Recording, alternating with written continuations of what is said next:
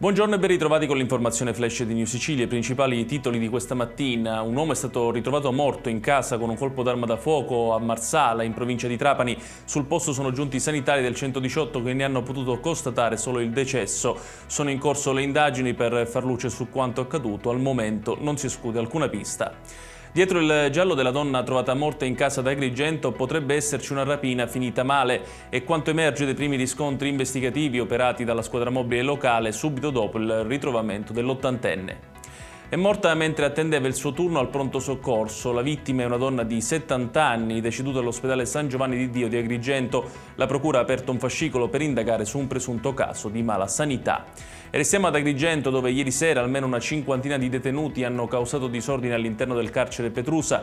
Alla base vi sarebbe il malfunzionamento dell'impianto di riscaldamento, lamentele anche per il cibo, i trasferimenti in altre strutture penitenziarie e l'ora d'aria.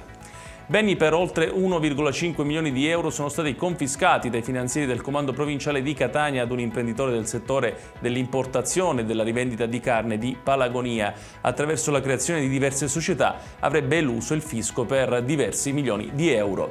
Ed è tutto per questa edizione. Tutti i dettagli su queste notizie li trovate sul nostro sito www.newsicilia.it. Grazie per averci seguiti e arrivederci.